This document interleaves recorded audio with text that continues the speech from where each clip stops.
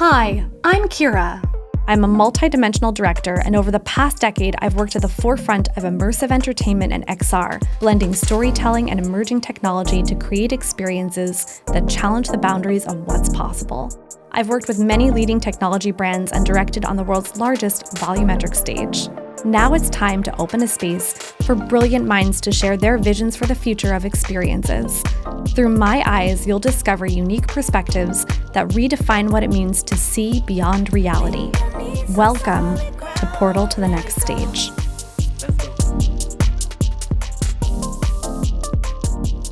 Liz Rosenthal is curator of Venice Biennale's International Film Festival's program, Venice Immersive. She is also the CEO and founder of the innovative trailblazing company, Power to the Pixel. Thank you so much, Liz, for joining me today. Thank you, Kira. So I want to start with your journey to Power to the Pixel and the purpose of why you decided to create Power to the Pixel. So I started in the independent film world, and it was in the 90s, so the mid-90s, and it's just when the first prosumer video cameras started coming into the market. How big were they at that time? They were kind of like that. Okay. I mean, it was more like the end of the 90s, I would say, when I got really involved in the digital scene. And everyone was shooting on film before, and filmmaking was totally inaccessible to those who didn't have the resources, who didn't have the resources to go to film school.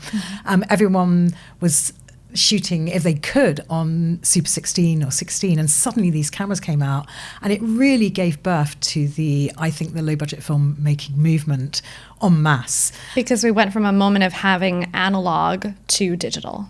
Absolutely. And so I had the luck of meeting Peter Broderick, who set up Next Wave Films, which was a company of the Independent Film Channel. And I was working in the Edinburgh Film Festival running the market there. And he was doing a first sort of talk on making feature films with video.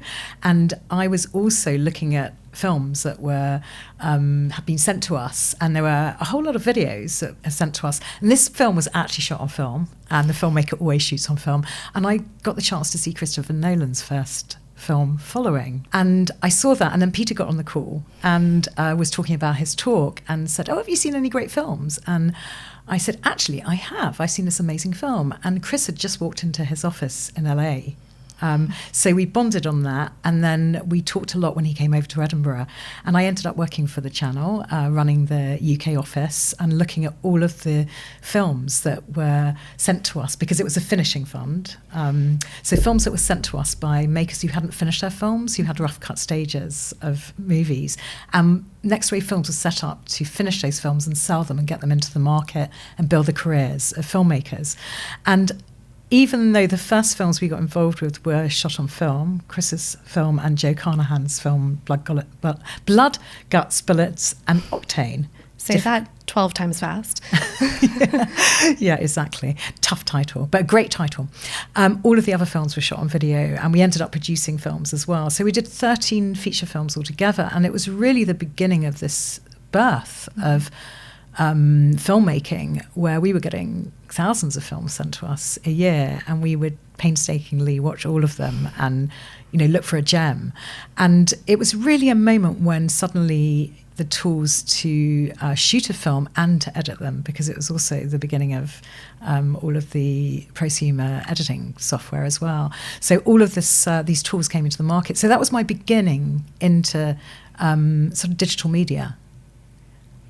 That's an amazing beginning, because you're coming from the history of a film festival, which was showing films in a certain way that had been, as you were saying, 35 millimeter, 16 millimeter, Super 8, right? All of this analog medium translating into this new way, where you're now able, at that point, to watch thousands, which you're still doing to this day in your life, watching thousands of entries and stories. And that's just it just seems like a time where things were really shifting. Absolutely. And at the same time, I was involved in the film business, in the financing and selling of films. And I saw how broken it was even at that moment. And that was when the independent film movement was buoyant. There were tons of North American distributors. But still, I knew, because I was involved, obviously, all the way through the film, the whole sort of ecosystem of the making of a film, the selling and the distribution, that it was really hard to get films into the world. So what became really interesting was in the beginning of the 2000s when we obviously had the internet, and that changed everything. And we started really thinking early on how you use new tools to build audiences and how the engagement with audiences would change. And that was how my path really started. Actually was looking about engagement and the new sort of online platforms and the other new tools that were coming into the marketplace. And that's what happened in between my life in the film business, and then gradually sort of looking at how that was all going to change. And that was how I set up Out of the Pixel. It was really looking at what are the new creative forms that are going to happen around films, also other types of mediums, so interactive web series, for example, and other types of interactive storytelling, and also looking at audience engagement and the possibilities and the opportunities and the changes that were going to happen to all of the screen-based media. I know that you did a lot of programming in large spaces where you were curating at programs and bringing audiences in, live audiences in, to engage with the content. What did you want to introduce those audiences to? I was really more engaged on the B2B side, I would say. So it's right through from the ideation, development, producing, financing, side of projects. So Power of the Pixel was really had two main sides to it. You ran a very big program in association with London Film Festival every year, and the program was about 4 days long. We had a very sort of state-of-the-art conference where we had amazing speakers come and do case studies and keynotes about all of these changes. I had a marketplace for financing these new types of interactive and then immersive projects, where I brought people together from all of the different screen-based media silos. So it was from film, television, games, visual arts, publishing, and more. And it was really about bringing key people together who saw these changes and were excited about new mediums and new business opportunities. So there was a marketplace where we had 50 projects in the end from around the world. Wow. Who were looking at partners, new partnerships, financing possibilities and distribution possibilities. And then we ran a think tank where we invited 40 key players in the space from all across those silos who were really leading in terms of support and enabling these new forms to emerge. And we used to publish a report every year. And then in the final year, I did the first VR exhibition in London. And until then, we'd done a few events during every Power to the Pixel. And for example, Lance Weiler, he was someone I worked with very, very closely. So Lance Weiler is now head of the digital storytelling department at Columbia. And I know that you've worked with him. I have, and he was going over to Power to the Pixel and sharing back with us what he was doing there. And I remember doing experiments with him, because Lance is always testing. He works in an incredibly iterative way, and that mirrors a lot of my process from theater. And I remember him talking about some of the things he was experimenting with us in New York to bring them over before he took them to London. I really wanted to go that year. But I think what's amazing is that you were not afraid to showcase virtual reality, which was really in its infancy then.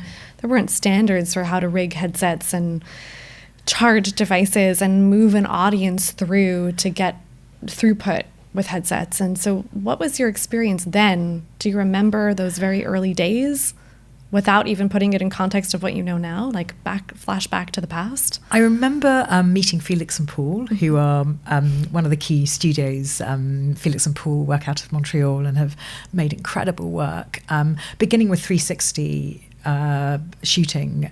They're known for their work on the International Space Station, with their incredible Space Explorer series. But I saw their first project. They came to my offices, actually around the corner from here, and they showed me their first project, Strangers, and it was a real seminal moment for me. I was like so taken when I saw this piece, and I've always been in this space where I don't kind of think about the fear of something new. And I think there are particular types of people I meet in the spaces I'm in and that you're in, like yourself, where people are kind of curious. And sometimes I look back and think, oh my gosh, how did I do that? I can't believe I did that against all odds. But that question didn't really come up at all. And it's always a sort of curiosity and also seeing the need. And in fact, everything I've done, the whole journey has been reactive to the need of what I've seen around me and what has been changing. And I totally understand that it's really hard when you have traditional media silos that operate in a certain way, that have established structures and big organisations. It's really hard to change them. Mm-hmm. And in a way, you do need people who are on the side. It's the people often on the side and around them or in between them that are going to challenge those structures. And it's a difficult place to be in, but it's a very exciting place to be in, because you end up working with so many different types of people. And that's what I noticed at Power to the Pixel. I realised the importance of being platform agnostic. Mm-hmm. And it was really about the principles and the values and the ideas of what people were doing, who were coming from completely different media industries, that was key. And bringing really interesting people who were going to introduce a real case study or an amazing piece of work or an amazing piece of audience engagement to the mix. So when it came to VR, I was really lucky. I had met Gabo Aurora as well, I think a year before, and he was very kind of like, he was like, yeah, do it. You know, he was at the UN at that moment. In the end, and he said, don't worry, I'll help you with the headsets. And in the end, that didn't need to happen because I very luckily got Samsung on board. And it was when they obviously had the Gear VR. Yes. And they helped with the whole exhibition. And then I had another partner in London who was showing PC VR, so VR headsets on the Oculus that were connected to a PC. And so we managed actually to put something together really quickly with the support of partners. And it was at BFI IMAX. And it was actually a program of about 20 pieces. That's huge in that day. Yeah. Yes, that's a huge program. Yeah, it was really exciting, and it was absolutely packed every day. So the audiences, do you think they were hungry to taste this new content? Like they were curious about virtual reality, or they wanted to, what do you think it was then? Why were the audiences packed? I mean, it was really great because we were in the context of the film festival as well. We were a partner with the film festival, and it was a great venue. But it was definitely, I think it was probably the innovative side at that point, because it was totally new. So I imagine it was first we had a great partner, and we had Samsung as well, and it's on for a short amount of time. That's a problem with festivals in a way, they're over very quickly, so you don't have time. So if you're putting on a show and on a theatre, you hopefully have time to build, or you have a large marketing campaign, or an exhibition that's in a gallery, you hope it's going to be 3 months minimum. With festivals, you have to get people in and make sure they know about it. You're in and out. Yeah, absolutely. And the headsets were, the Samsung Gear VR was a very easy headset as well, actually, to onboard people onto. And we had great moderators as well. And that was a really key thing that I'm sure we're going to dig into. Definitely. All the components that make for a smooth experience, and when you're trying to move an audience through and introduce them to this new content. Yes, it's a lot. But I think it's interesting that you were able to partner with BFI in these days, where they were then excited to introduce their audiences in these ways. And maybe that was also the film community. I do remember that moment, even just going to Sundance at these times and Tribeca Film Festival. But this was earlier than that. This was the very first VR exhibition, the first proper VR program. That's right. I mean, I used to go very headstrong into things, and with Power to the Pixel, it wasn't the easiest program. I did another program as well that I'll talk about in a bit. It wasn't the easiest program to get going because I was doing something totally new, and it was in between media silos, and everyone was like, oh my God, what's Liz doing? She was kind of doing well in the film business, and now she's doing this weird internet stuff. And so I would always learn how to build partnerships and go to the right places. So I think I had about 130 partners over 9 years. That's tremendous. And I was doing a lot of partnership building across the world, and I had amazing partners. I mean, it was due to partners in Canada and France and Germany and Nordic a variety countries. of partners. Like when you start to build content like that, you're not just working with the content creators, but you're working with these tech companies and the hardware companies, and there's all these different components that go into it. It's very different types of conversations. That's right. And in a way, in the world that was kind of cross-media, or people refer to it as transmedia a lot, there was no defined format like there is with headsets and virtual reality work, where you could clearly see something you had to buy, like a television. Whereas here we were talking about this amorphous interactive mediums that moved across loads of different platforms.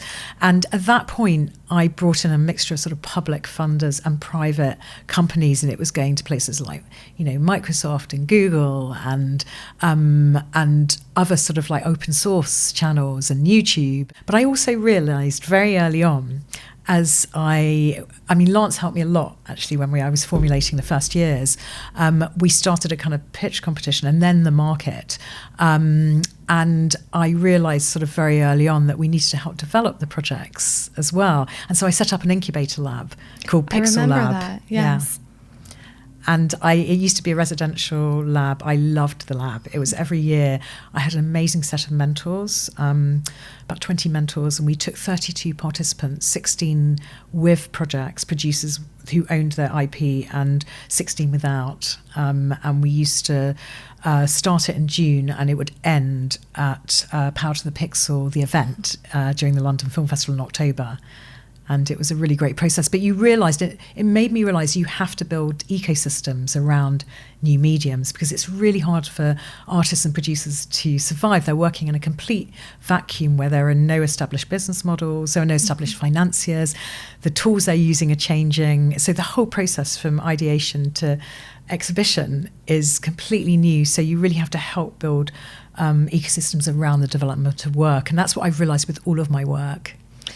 And certainly coming back to where you had been at the Edinburgh Film Festival, and you're seeing something that's, close to being exhibited, but still taking it through those final paces to get it shown, going through post-production, all those pieces, and then backing up even earlier to, what does the ideation process look like? How do you even translate an idea into something that becomes immersive? It's a huge process, and then get it shown. So it's fascinating that you've sort of very organically over these years just been building these communities and ecosystems, like you're saying, because they can't survive without that. Absolutely. And I sometimes find it really frustrating with when I see really great programs happening, but they're happening in a vacuum. So there's a lot of research and development programs which are wonderful and are connected to universities, but unless you build them into industry as well, it's really hard for those projects to go any further. And I saw very early on with Power to the Pixel that unless you think about the audience, at the beginning of conceiving your project, you really are going to have a problem. And it's the same with any medium you make. And in film, it was a very unpopular subject to be talking about, especially in the kind of art house, independent, auteur-driven world. And it's not about killing a vision of a creator. It's about, intelligently building that vision and sort of checking what's the format, especially when you're working in a totally new form. Even film, I could say the same. I was sometimes shocked to see how projects are developed in a vacuum. And obviously there's an established business, so it's kind of inevitable what's going to happen and what's not going to happen to a film. But the medium we're working in, or the mediums, I should say, it's really, you're bespoking a project a lot of the time. Do you think that that's a tough question for creators to have to answer at times? What is your intended audience? Who is it for? And if they don't want to narrow it, because in your kind of wildest dreams as a creator, you want to say it's, I hope everyone sees it. It's for all ages. And I've heard this from other producers too. Like, we hope it reaches everyone. It's a general audience. But then from experience, I've learned that's not always the case. Many things do have to really find their audience and be focused, and it's helpful to know that earlier on than later. Absolutely. I always suspicious when someone says, it's for everyone. So I always think it's really useful. And it's the same with the film, but especially with the mediums we're working in, that you think about your user journey through the experience, of the actual experience, and how it's going to get to somebody. And that's something I discovered in my Pixel labs. When you're working with people with loads of different forms, they're on the same lab, is what are the kind of things you have to ask when you're starting a project. And often it's really basic. It's like, why are you doing this? and what's your goal, and where do you want it to be, and what do you want someone to feel? So all of these questions I think anyone should ask, but I think it's all about team building. And I think you see artists like yourself, a lot of the time you're producing your work, and it's really tough, being completely multi-dimensional, but it's really good to get a good producer and or a good production team, and for that producer to to really help you deal with those sides that are practical and a business like, because it's very, very hard to sustain and to keep on moving on to new creative projects as well. But I think I was always producer focused with my labs. It was the producers who applied with a project. And I think there are loads of different development programs you can have. You can have creative development programs, but at that point, and I still see it as a really important in our world, that we train producers, or we bring producers in who are trained in certain skills in film and television and games, who understand what IP is, what licensing is, so they can hold that idea and turn it into something that is a form or a format that's going to work. So I think formats are really important to introduce to artists. And whenever I do talks or labs, I'm always talking about trends and forms and what's happening and what worked and what didn't work, and trends and audiences and how they're engaging with those forms. Because really, when we're talking about it, we're creating art or storytelling for audiences, and the rest is the industry and the production methods in between. But those are the key things. I want to come to trends in the future. I do want us to talk about that. I wonder, as you were just talking about introducing producers and creators to different formats, bringing more producers in, do you think that there is an abundance or a lack of producers right now that understand immersive content, how to produce immersive content? I would say there was a total lack, because it's such a hard area to be in, and it's so hard to actually monetize the content or to even finance the content. So there's a production fee. I think it does prevent people from going into this. And that is a real problem, because we need professionals who have companies to hold these projects, to hold the IP. And there's a definite lack. Is there advice that you might give them? And what about for those producers that are thinking, I'm interested about immersive, but it seems really scary and I don't know how we'll make our profit? What do you say to them? Why should they venture into this world? And if they were to, what first few steps can they take? Well, I always think that it's important to have a side of your company that is looking at changes and innovation. I know that's a very big word, because things are changing the whole time, and they are changing so fast. And so in a way, by doing, you are learning, because your business is going to change. Everyone's business is changing. I mean, with the huge shifts, and we're going to go and we'll be talking about artificial intelligence. Every single business is changing, but with spatial computing, we know that spatial computing is going to be a huge component of media and communications. We know that AI certainly is. The Web3, all of these mediums are going to contribute. And so if you're not on board and you're not getting your hands into this already, it's a real mistake, because we know that some part of your company and your work is going to get affected. So I would say it's looking at countries that spend money on innovation, that put money into R&D. They tend to be more successful economies. And I think that's a real lesson to anyone, whatever part of the pecking order you are in the media business. Worthwhile to invest time looking into these things, because they'll be a part of the future. Yeah, and it's always the thing that gets cut first in any organisation, and it's always such a mistake. I see that all the time, and I've been a part of so many on the, when we're not just doing our original IP productions, when we're doing work for hire, if we're hired for something that's coming out of R&D, we're always seeing those cuts getting made, and it's sort of devastating, because it always feels like, but this could be the piece that pushes so much more forward, and more people within those companies need to know what's happening and what that R&D has looked like. I feel like it's so siloed, but that's corporations, and they run in a very different way.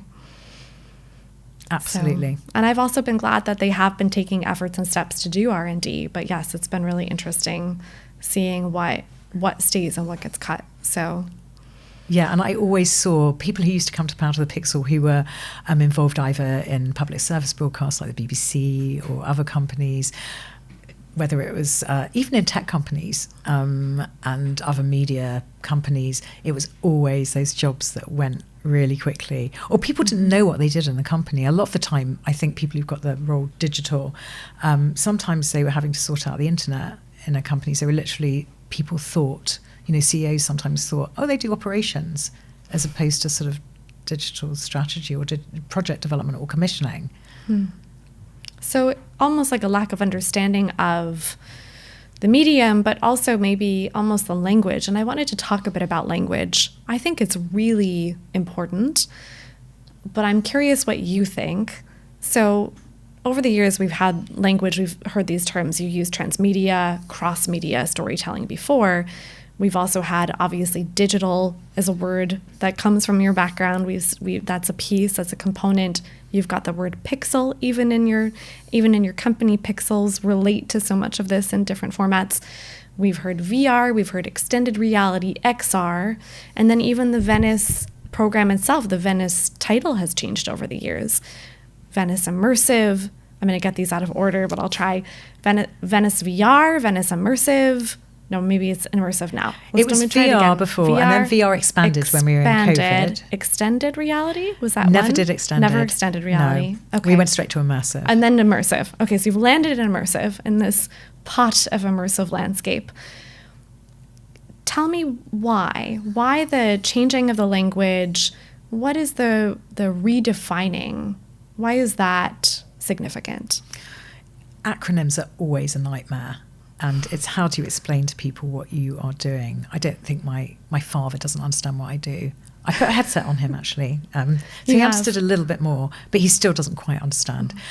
They're really difficult for people. And it's how do you find language that people kind of emotionally or physically can understand how they're engaging with something. And immersive is still a very difficult title because it means so many different things to people. But XR is so technical, and a lot of people thought it was Extinction Rebellion as well. If you ask most people, they would say it's Extinction Rebellion, the environmental activists, as opposed to extended reality. And they're just kind of clumsy terms, a lot of them, that either it's only academics or people who are working in niche parts of technology know about, even people who are, au fait with, programming. They don't necessarily know what these terms mean. So immersive is a kind of word that I guess it's not ideal still, but it's a word that's in our language already. I like it right now. It's interesting. I've used and also changed my definitions of these words. I was never in love with transmedia storytelling. That just didn't quite feel right. Cross media was kind of interesting, but it was like, well, what are we crossing? Are we jumping across the media?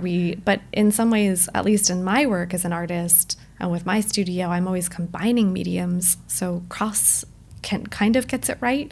But immersive feels like we're putting someone in something. We're immersing them. So there's something about that it sort of works as a verb and an adjective and an explanation all at the same time that I like at this moment. Absolutely. And it does encapsulate all of the different formats we're working on, which are basically virtual reality, mixed reality, augmented reality, projects that are for single people, for multiplayer, in virtual spaces, in physical spaces or hybrid spaces, and then things that are out of headset as well, that are on screens and may have sensory elements to them we're tracking. So it does cover everything, but it's also used for things like immersive theatre that has nothing to do with screens, but it still can be confusing for people. But it's my favourite so far. Yes, we'll embrace immersive today. We'll accept it.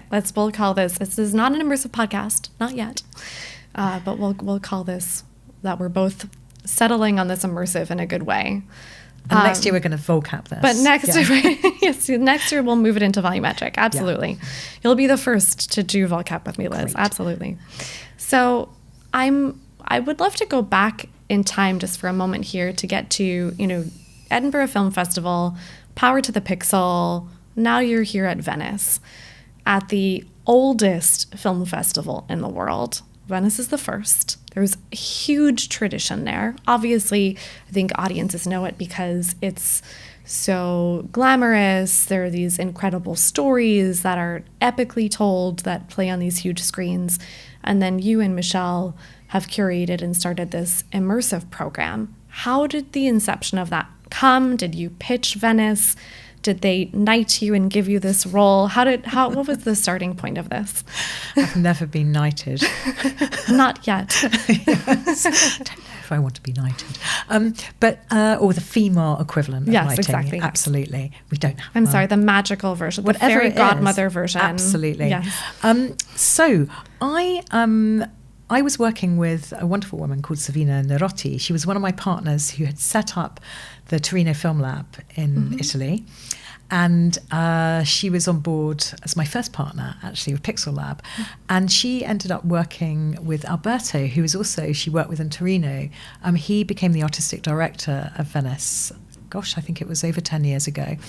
And she started the Cinema College there. So it was a development program for making feature films within the Biennale, within the context of the film festival. And Michelle Rayak, who's my co-curating partner at Venice, was invited to be one of the heads of studies there. And so Michelle had already been gently pushing, or not so gently, I should say, with everyone in the Biennale and the president of the Biennale, Paolo Barata. Savina asked me to come in and help transform the market that was part of the festival. It's called the Venice Production Bridge Market. So it's a project finance market for feature films, but had said, bring Liz in to help create a new type of market for interactive and immersive.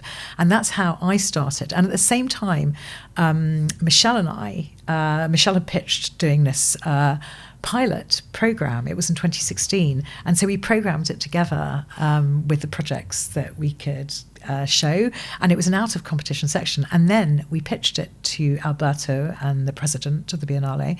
And they went for it straight away that we should be the first A-list festival to have an official selection and competition that was all in the framework of the film festival. So it wasn't a sidebar event, it was part of the film festival. It happens during the same competition programs of the rest of the official selection. It's all part of the same festival. We're on the same, we're not lower in the hierarchy, we're exactly the same. We have Lion Awards in the same way that all the films do. We're part of the awards ceremony.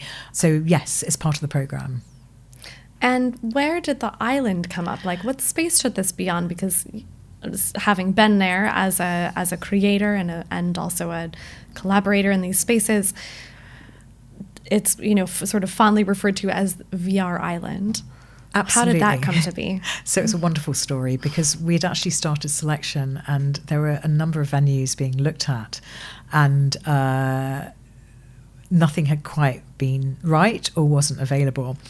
And one of the things that Michelle and I thought was key was, we both seen this and have worked in film and other mediums, is that the way you exhibit and show to an audience and show that something is an art form as opposed to a piece of tech is really important. And it was something that really frustrated us, that we were seeing this incredible work but shown in the worst contexts, where people had headsets and noisy environments, where it was like a trade fair environment. So it wasn't showing this work as an art form, and we thought that was the most important thing. So we needed a venue that would be a new form of exhibition that we would create, because we were looking at all these different forms of virtual reality. They all demand different spaces to be shown in. So that was really important. And at first, the Hotel de Bain, which is an iconic hotel on the Lido in Venice, where the film festival is run, was going to be available. We were very excited because that's the setting for the Visconti movie, Death in Venice. We thought, how incredible. And that wasn't possible. And then it was going to be in tents outside the casino area, which would have been really difficult. And then we were in the middle of selection, and the president, Paolo Barata, said to Alberto, I found an island, send Michelle and Liz to look at it to see if it's okay. And we were, an island? And so we went in a water taxi, and it was this incredible space that hadn't been used, the Lazaretto Vecchio, since the plague. So it was a plague quarantine island, because all the little islands in Venice. I also think of it as an infirmary and hospital where they were trying to help people. And so there's something to me also about sort of like the healing as well. I think about. I love your interpretation. It's not just death, it's also future, yes. Hopefully, yes. I like to think of it that way. So it was a place where they sent people, obviously goods and people, to quarantine, because plague was a huge thing since medieval times in Venice, because it was an international trade centre. And a time where people were wearing masks, which I also think is a really interesting parallel, because here, at least in my days when I was experiencing a lot of work there, so much was in a headset, which is sort of this moment of putting a headset on, a mask on. If you're embodying an avatar, you're then represented in the mask. Of course, we were doing live performance there, which I'd love to speak about too, but this moment of masks I also think is just historic. So I feel like there's a continuum there as well. Absolutely. I love that analogy. So we went to see the island, and then we went to their palazzo on the Grand Canal, and he said, what do you think? And we said, it's amazing. Is it possible? Can we have a boat over? And he said, of course. And it happened, and it was an amazing support. I think the Biennale is such an incredible organisation. It's one of the most important cultural organisations in the world, and it supports many different art forms. So it's art, architecture, cinema, theatre, music. And the president saw it at that time. This is a new form of art that we should be supporting. And so Venice does exhibition beautifully, and we have an amazing team. We have the exhibitions team who build the art biennales and architecture biennales, and we have an amazing tech team, Giacomo Bon, who everybody is so invested in making it something special.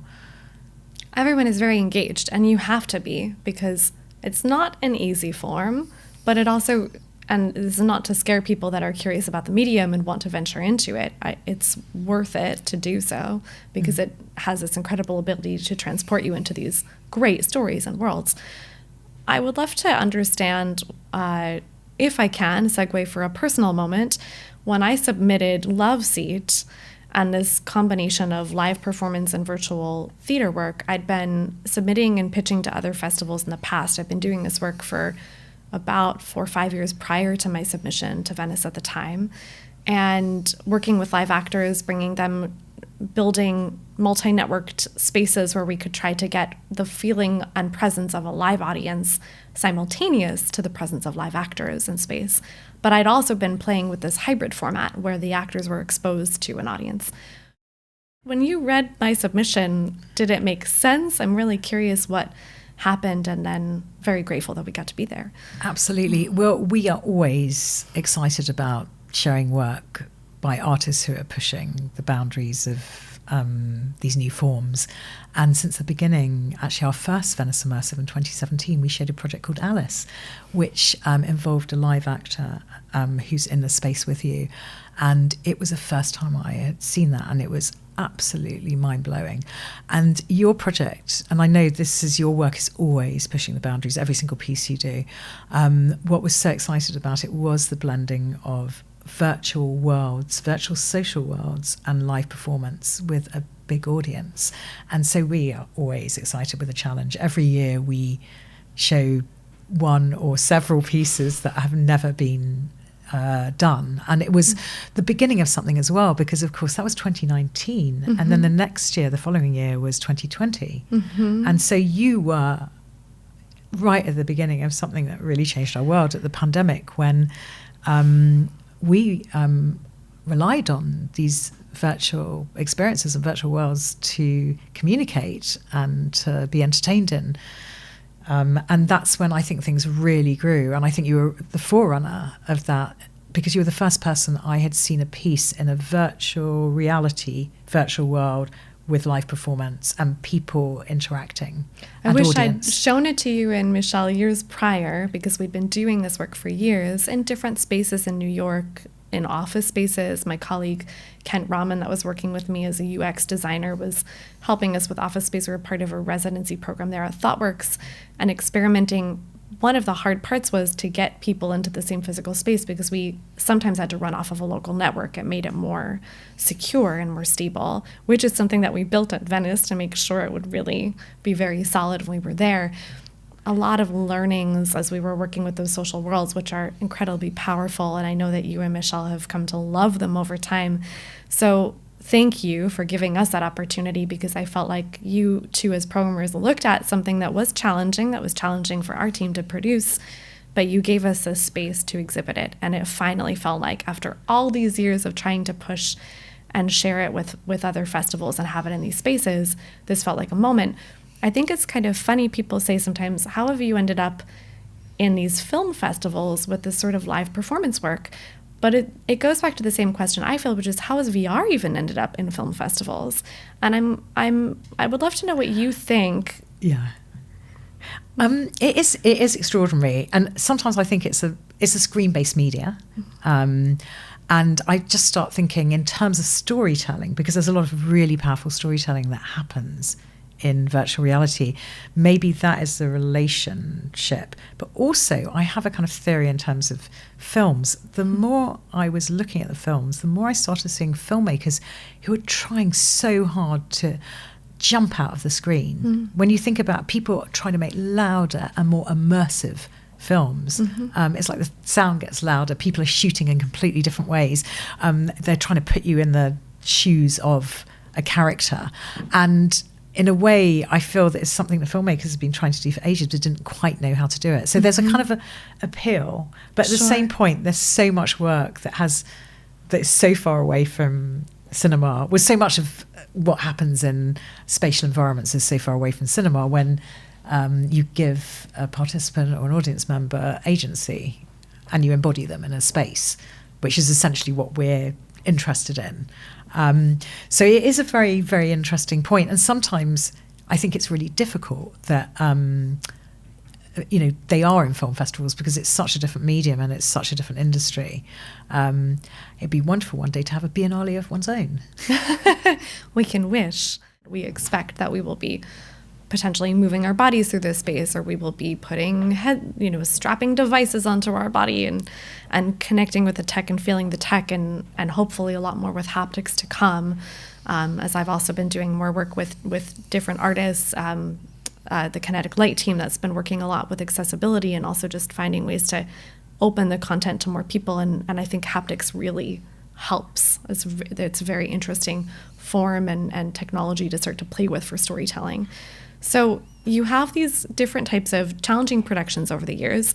You somehow, we magically pulled Love Seat together. That was a feat that was that was completely between building and production, all in 6 weeks. The show was written by Mac Rogers in 3 days. We cast actors and taught them how to perform fully, to be comfortable performing for an hour in VR headset, which is a task, and also comfortable with their body then wearing that headset, and not just sort of in the privacy of a private environment or behind a curtain. For me, it was really about exposing the guts to the audience. Finding the right partners, HP got involved to help us get equipment there. I've never shipped equipment on giant pallets before to an island. That was all new. And then building a theater there, which was magical. It was really magical. I thought that it also felt to me like a birthing moment. Even though we'd been doing this type of work for years, it felt like an audience was finally introduced to what was possible with social VR in a way that I don't know that social VR had been on a stage. And I'm grateful to Philip Rosedale and his team at High Fidelity for keeping things stable for us, because their platform was changing at that time and they let us keep our world so we could keep performing, which was also really special. Then, of course, as social VR started to change and shift, just as we were heading into the pandemic, who knew? We were experimenting with other platforms, we needed to find a new home for our work. And this is where we came into VR chat. Do you remember when I took you and Michelle into VR chat? How can I forget? Because I remember, of course, we were all locked down and it was 2020. And I was in a temporary flat because my flat got flooded as well in London. I remember you were swimming in water. Yeah. I was sort of imagining with technology as well. Luckily, luckily you're here. I'm here, exactly. And I remember really well when you took me, because I'd already been into VR chat, because Michelle had decided with the college they were going to take it into VR chat, which was completely insane for a development program. But it was they built a space with to do that with a developer, and then you told me you'd been working in VR chat and that you could show me some really, because I was like, how do you get into worlds? How do you see exciting worlds? And you took me to places. We did world hopping together. You took me on the first world hop, actually, Kira. Mm-hmm. That's right. I know. I thought, I'm doing it again with Liz and Michelle. I'm going to pitch this wild idea, and we're going to go into this other platform, and now we're going to hop through worlds and see another adventure. And, how does this feel? Because mentally, it almost seems impossible that you're going to meet us here, we'll join in this world, and then we're going to jump through other worlds together, like we're jumping through these portals. Absolutely. And also, I remember you taking me to an avatar gallery for the first time. Yes. So that's where you are able to try on a different persona that can be anything between animal, vegetable, or mineral, or everything in between, and alien, I forget, extraterrestrial. Yes. Very important. And yeah, that was my first world hop. But then it moved so fast because we thought, what are we going to do for the festival? I mean, Venice was very lucky because actually the film festival took place every year because it was in September. And the lockdowns often ended in the summer.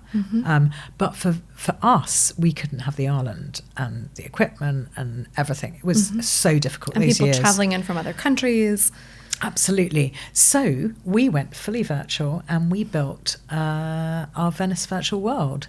And it was amazing. And so it was the first year we did all our Q&As, and we had your incredible project that then you moved forward again with an incredible innovation, because that was our first VR social world apart from Loveseat that we had that we showed, and it Finding Pandora, and it was really incredible. It was a fun time. It was, again, leaping. I wanted to incubate a lot more further before releasing a new production, but we had so many people writing into us during lockdown, and they're begging us to open the doors to Loveseat, which I thought was really interesting because there were wonderful, great social VR worlds, but those social VR worlds hadn't been, they were still working themselves out in terms of safety and how you feel comfortable in a world. And I think especially maybe as someone who self-identifies as a woman and wears a female presenting avatar, you could get harassed in some of these platforms. And I love these platforms, but it happens, and it happens in digital spaces too. So I wanted to make sure that I had been in some of these platforms before. We were searching for the right platform that would give us the artistic nuance that we got in High Fidelity and would enable us to upload the kind of textures and geometry to the world and enable the portal changes because we knew that we wanted it to be a branching narrative.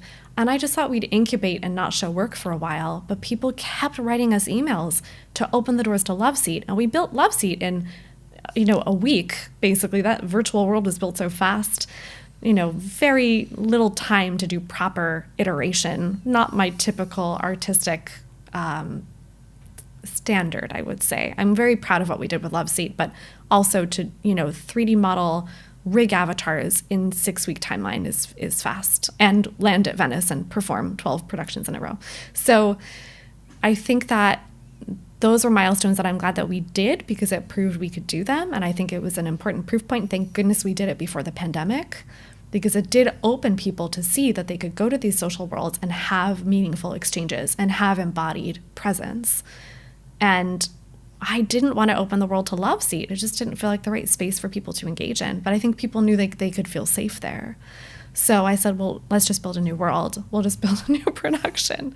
And then we built Finding Pandora in 8 weeks. So not much longer than Loveseat, but a little bit longer, a little more time. And that was 3 worlds instead of 1. And then a larger cast, an ensemble cast of 5, with swings that were alternating. Lisa Sanaya Drang, who's played Hermes, that's now gone on to be this incredible playwright, has her production of Sumo coming out at the Public Theater this year. So just some very, very exciting storytellers. Jen Harris, who's done incredible work and has gone on and won awards now as a filmmaker, has gone into filmmaking. Jonathan David Martin, who's gone into work in VR now and is teaching at University of Maryland. So we've sort of had these moments with these creators that came in and worked with us and have also gone on to be these great storytellers themselves. And I think also then audiences finding a safe space to come to engage with each other. And we wanted to create as much of that as possible. And I loved that about the Venice virtual world. We had a space to socialize. We had a space to, again, have those important conversations, those Q&As, exhibit and watch people's trailers. But there's something about, and I think that this is important to festivals themselves, they bring like-minded individuals, but also people that want to learn more and expand more. That's right. And with us, what we're always trying to do across the programme is bring all these different communities together, because I'm going to make a sort of generalisation about the kind of artists and makers that we have in Venice. There's people who are artists who create things in a kind of more traditional way, where there's a director and they have there's a production team, but it's their vision. And they come from the film world or the art world or the theatre world. Then there are people, and they fund things in a similar way to how, art and film projects are funded. Then there are projects that come from game studios that are going to be published, on most of them on storefronts, and they have a completely different route. And they tend to be bigger and longer sort of interactive narratives in virtual reality. And then there's a work in the social VR space where there are these native people to VR who are building for their community. And everything that we've really shown, apart from a few projects, maybe 3 projects, have been on VR Chat, which is an incredible platform because it's a user-generated world-building platform where we are seeing some of the most incredible work happen. And that was the platform that you chose, of course, for Finding Pandora. And we've gone on, Michelle and I have gone on to incorporate this big time into our programme, because we still have Venice World. We have a new world this year that was absolutely beautifully designed by a world builder called Deek, who's based in South Africa. But we had years before that where our worlds were designed by Vroom, and they became super important part. They were where our festival was held. And like you said, we did all the directors' Q&As in the amphitheatre place. And surrounded by water. I mean, it still had an incredible feeling, as if it's not Venice, of course, but there is a feeling like that. It's a surreal version of the island of Venice. It's a surreal and version. We held so many brilliant things. So do you remember when we did Mad Women? Yes, the brunch with Jackie. Yeah, which we do every year in real life in with beautiful Jackie places. And the Mach 1 team. That was so special. And then Rhea, our artist, made these women in VR avatars, so that if people didn't like the avatar selection at the time, or they didn't know how to world hop to find something that felt representative, they had 4 avatars that they could pick from. And then Rhea and I've talked a lot about this, and this also related to our design for the avatars and Finding Pandora. Again, sort of the lack of diversity in skin color, so we made all those avatars were rainbow. So they're all, again, really surreal and fun. Yeah, and it was such good fun. And then, when we were talking about sort of like how do people meet, we've noticed that, from running our programs and in VR Chat, and then next year, a lot of the artists who didn't know anything about social VR and would never go anywhere near it because they just see it in the way that you described it, that it's kind of teenagers and you get harassed and it's scary. And they suddenly realised the incredible opportunities you could have for making and for iterating and having these tools you could never have at your hands for unless you spent millions developing them to create amazing experiences. So people like Kevin Mack, who's Oscar-winning visual artist, who was totally enamoured with it and built the most beautiful piece because he had done one of the Q&As and he'd so loved the world hopping and the events, because we were holding all kinds of events on the island and then going world hopping. We had amazing parties, like special party spaces that Louis at Vroom built for us. Yes. And so it developed every year. And then when we went back to the physical island, we continue to have it in our programme. So we have people who are onboarded in Venice into world hops or world tours now, as we call them. And we have projects in competition. Like yours was the first project actually that was actually in VR Chat. There was totally social VR and immersive theatre piece, Finding Pandora. And it won an award, won one of our main awards. And ever since, we've had projects in competition, as well as the Worlds Gallery. That's such an exciting introduction, too, because I feel like in some cases where a festival might be afraid to continue a virtual extension, you've actually been maintaining the virtual side and then introducing an entire new category of virtual worlds. Explain that program for a moment, that category within the actual program. Well, we realised, because we feel some of the most exciting work's happening in the space, and especially on VR chat, I'm going to say, even though I don't like to say there's one company or one platform, it's because of the openness of the SDK and the fact that you can kind of make anything, create anything. You can bring a lot of different, and of course our team has worked with almost all the social VR platforms at this point, but yes, VR chat gives you an enormous amount of flexibility. Yeah, and there's amazing communities, an amazing sense of community, because everything is built by the community. It's really exciting, and I find that there's so much sharing as well between these world builders and people really encouraging each other to make art and help each other on projects in there. You and Michelle have created this category for these virtual worlds to then be introduced to this traditional platform, this traditional festival, and now the opportunity for these virtual world builders to become a part of something of such an sort of ancient tradition and these incredible buildings, and also having this extension of these virtual spaces.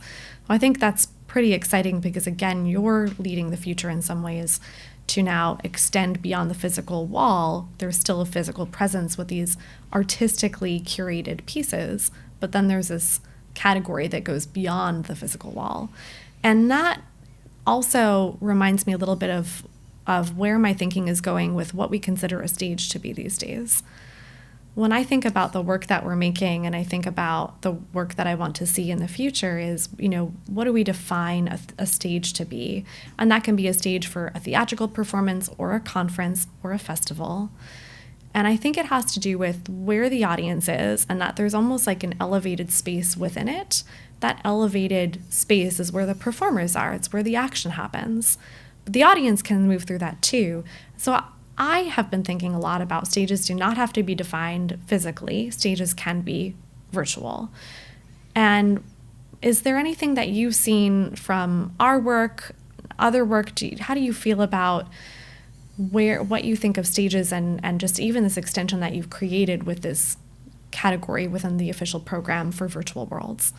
It's an interesting thing because the stage is a place where often traditionally we saw actors and there was a fourth wall and the audience, but it involves multiple people. And in terms of the immersive space and virtual reality, that means you're either going to be in a place where you can bring multiple people, or you're going to be in a virtual world where you can bring a certain amount of people. Well, you can bring multiple people, but in different instances. Yeah. So those are the two sides I would say that is actually working for immersive and virtual reality, because I think the rest in between, which are the sort of storefronts and the platforms and Meta, whatever, are really tough environments at the moment. So those, in a way, a lot of people talk about virtual reality being a dislocating, lonely form. And I think these kind of stages for work are actually showing the opposite. And social platforms, in fact, have shown me as well. And this is what happened during 2020. Actually, it was an epic sort of epiphany moment for me. I suddenly understood what this medium was about. For me, I thought one of the main reasons I put on a headset is to be with other people in these incredible journeys. It's like a completely new art form, a new entertainment form where Newtonian physics doesn't exist. You can be in spaces that can't exist in this physical reality and do things you can't do. And you can be with people exactly in the same space that are in completely different physical spaces. Yeah. And that is so incredible. Now, worlds like yours and the worlds that we're showing are what we feel are really exciting about this medium. What happened during the pandemic, though, I saw was a lot of people tried to make digital twins. And for me, I can see how useful that was during the pandemic. But once you move into virtual worlds, the fact that you're in a virtual space is really exciting because you don't have the confines of real estate prices, physics, gravity, other things. And you can change what that means. And that's what I meant when in terms of journeying and being with other people in these places.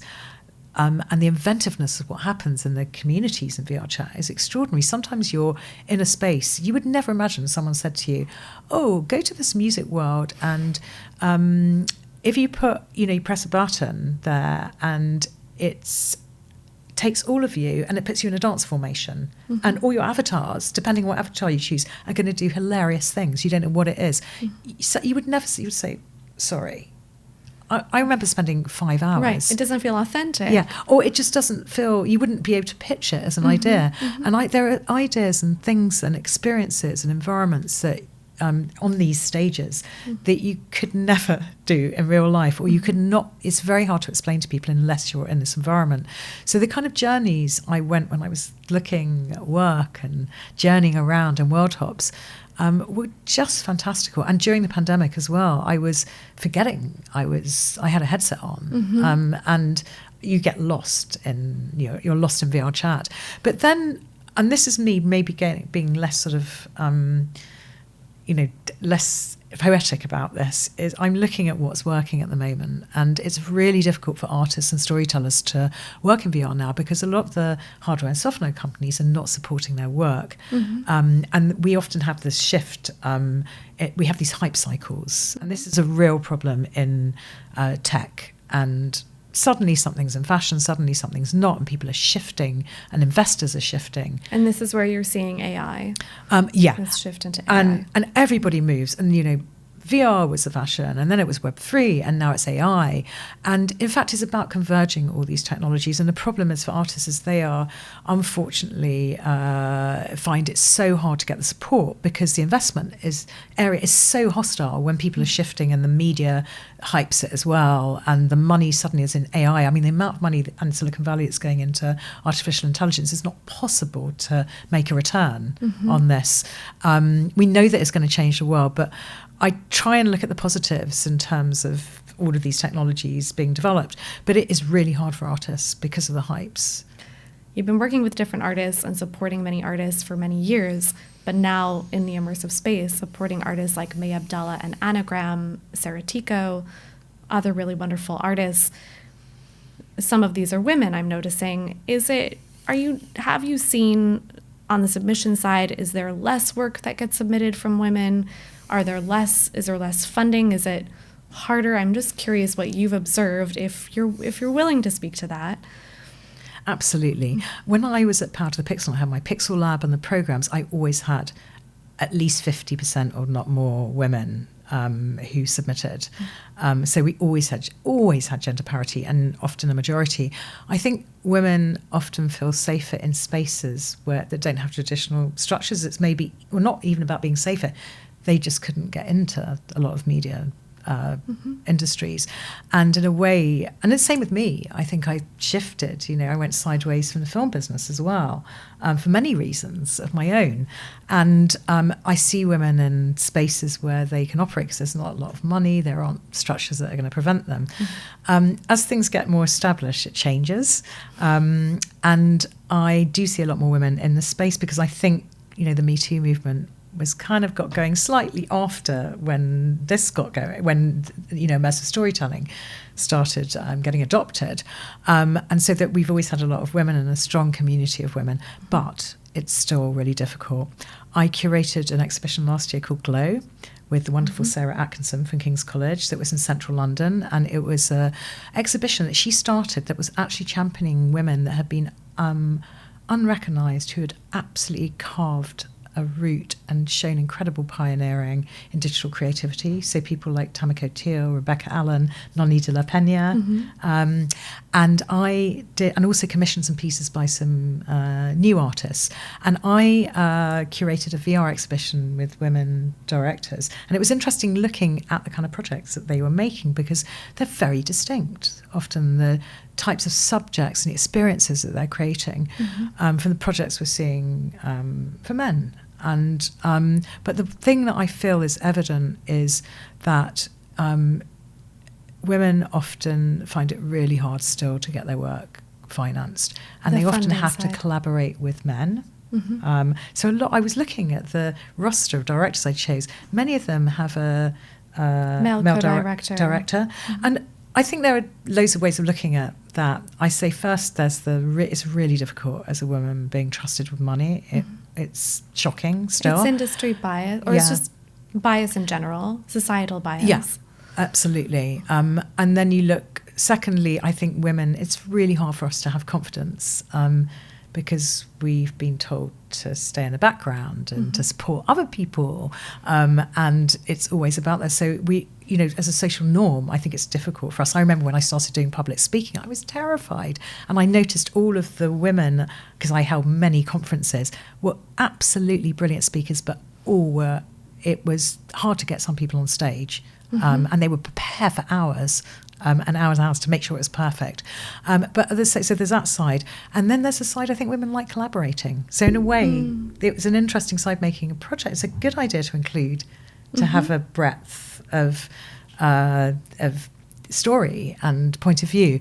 But yes, it is really hard. And I felt in 2018, we had 50% women in our programme in Venice, which was really great. But it is very, very difficult. Last year, I think we had 30%. And I noticed still it is really hard. I ran another programme called Curator of XR in the UK where we developed 60 immersive projects by UK teams. It's an incredible quantity and contribution, and thank you. Thank you for creating a space like that. Yeah. And May's project Goliath was developed and financed out of that, and Sarah Tico's project Soul Paint, which I went to executive produce both projects. Sarah's project the prototype was financed and the whole development program, and it was great. That last Creative XR that we held, I got Deborah Francis-White to do a stand-up comedy show in our VR chat world because we couldn't do our showcase. We showcased the projects after the development stage. We had 20 projects. So we built a world that was a steampunk King's Cross, St Pancras station, because the offices of the Digital Catapult, where we developed the programme, were opposite St Pancras. And we used to hold a brilliant event where I'd invite financiers and co-producers and distributors to try the prototypes, and the projects were presented. And it was where we started making the partnerships for financing for the projects. So we did it in VR chat. And when I had to do I had to persuade Deborah. She does this wonderful podcast called The Guilty Feminist. And I always wanted to do a comedy show, and I love her work so much. And she agreed to perform for the first time. She'd never tried a VR headset in our comedy club we built for her. Wow. I did a whole sort of look through, and there were 16 projects that were led by women. And it was really wonderful. We made an effort to really outreach, but it is really hard still, and it's something I feel is very important. So I'm very much part of different women's communities. So a really wonderful community that's been started here in the UK called IDA. And it's Leah Curter, Victoria Eaton, who has started it. And it's a grassroots organisation to help with gender parity. They do research, training organisations on how to be inclusive, and inclusive design, about inclusive technology design as well. And also a wonderful community of women who are emerging and starting in their careers. So that's a wonderful. And there's also Jackie Bosniak's Mad Women Breakfast. So we have a great community, but there's a lot of work to do. I think it takes time. I think the awareness is really important, that as we build the industry and as we create these spaces, that we keep paying attention to what's going on, because I have been witnessing it and sort of from a different side and going, something feels like it's shifting again. Like there are rooms I used to be in that aren't quite the same anymore. What happened? Why do I feel like I don't have a seat at the table in the same way that I used to a decade ago or 5 years ago? Is it because it was right after an award? Is it because there was more funding at the time? Is it because there was a woman in charge of that program? I'm not quite sure why, but I'm noticing a shift, and I've tried so long for so many years to make sure that in all of our productions we're staffing more than 50% women, and it can be really challenging at times to find those artists, but it also feels incredibly important, so I've never stopped doing that. And even when I've gone to some of my women colleagues and said, what animator have you hired? What, do you have some women that you can recommend, or some women engineers? And they can't even recommend names. And I think that's still where the resources, we have to keep building those resources to help us find each other and find ways to make space at the table and so forth. Absolutely. And so I think, again, we have to build them throughout the ecosystem. And I would love to set up a fund for female-based work. I think it's really important, especially with what's happening in the world. We think even in Western countries that we've moved forward, and it's very, very early days. Work to be done, more groundwork to lay, but we'll keep doing what we can. I would love to acknowledge a few final things. Trends. Where do you think things are going? And then we'll take you into the lightning round. So in terms of trends, I think obviously AI is making headlines everywhere, and it's going to have a huge effect on all of the screen-based industries and our whole life. But I think it's about the convergence of all these technologies I mentioned before, that they've had their hype cycles, but I actually think it's about them all coming together. So AI can be incredibly useful for us in spatial environments because it's incredibly expensive and it takes a long while to build our projects. So I can see there's great possibilities. For example, things like Gaussian splatting. Amazing. Yes. And I don't know enough about it, but that's incredible. We're looking at all these technologies that come together, that will help artists create things. But also there's the flip side where we're seeing loads of artists and people who are suffering from what's happening, and also on a societal level. I'm very concerned about a lot of these technologies we work in. I'm incredibly conflicted about them. So I think it's really important to be in them, and for artists and thinkers and social commentators to really adopt what's happening and to challenge them, and to be able to really think carefully about how they're designed and what you do with them. So that's why I came into all of this, actually. In fact, that's probably the reason why I set up Power to the Pixel, because I wanted to challenge myself. I thought it was really important to understand what was happening and not to go, oh my God, I don't want to be involved in this, because we know it's going to happen. So you have to be responsible and be involved. So where are the trends going? I think I'm kind of worried about a lot of what's happening as well. I was listening to one of my favourite podcasts last night, Your Undivided Attention, by Tristram Harris and Azra Raskin, and it had Esther Perel. I love her. Yeah. He's so amazing, the relationships psychologist, for those who don't know, talking about AI and virtual relationships and artificial intimacy. And it was a really brilliant podcast, because she was talking about how our relationships have been so affected, and technology companies do not talk about relationships. We talk about the environment, we talk about the economy, we don't talk about relationships, and in a way that's key to who we are as and how humans, and how we affect the world and each other. And I thought it was such a important thing to bring up, and something I feel personally.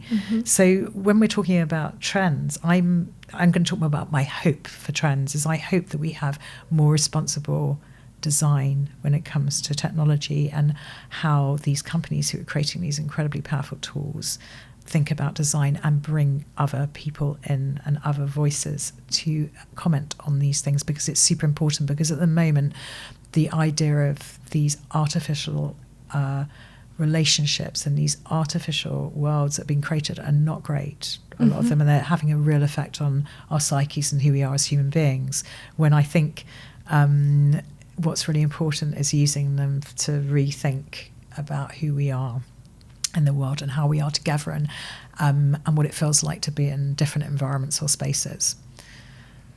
Yes, it always seems that we need to use the tools in the right way to enrich our lives. So now we're going to come into what we call the lightning round. Sky or terrain? Sky. Earth, water, wind, fire. Earth. Shadow, force, time, light. Light. AR, VR, MR. VR. What was the most embodied experience you've ever had in virtual reality? I love Soul Paint, and I know I'm biased. I'm an executive producer, because it's a project that was based on body mapping, where you are able to use painting tools and sound to describe bodily sensations and emotions you feel in your body. So for me, that's one of the most embodied experiences, because it's reconnecting your mind and body and allowing you to describe things that you can't describe with words. Another experience, and I don't know why I'm choosing this, but it's something that It's so indescribable. Songs for a Passerby by Céline Dion. If you could invite a person from the past to put on a virtual reality headset, who would that be? My mother. And what do you know what piece you'd put her in? I think I would take her somewhere. Into a virtual world. Yeah, I would take her somewhere she could travel, because she had a really hard last few years. And I think it would have been amazing just enabling her to get out of the situation, the illnesses she was in. If you could have a superpower, what would it be? Flying. And have you ever had that in virtual reality? Many times. That's the thing, you can try out your superpowers in VR. So I've tried it out and it's wonderful. And that's one that you asked us to do in Finding Pandora. Everyone asked for flying, and I remember you asked for it too. And so we built flying. And yeah, and that was my first flying experience. Taking the world. Oh, really? Yeah. Finding Pandora. Well, on that note, we will send the audience into a flying example. And thank you so much for joining me in physical reality to share such a grounded conversation about your past, what you're doing in the present, and where you want things to go. Thank you so much. It's been an absolute pleasure. Thank you for entering the portal with me. If you've enjoyed this deep dive into the next stage of storytelling, like and subscribe so that you can catch all of our episodes. Ready for more? Jump through the portal into the next episode. And if you've got a vision for your own immersive production, partner with Double I Studios and bring the future of storytelling to life today. May you stay curious, open, and embrace the future. I'll see you at the next act.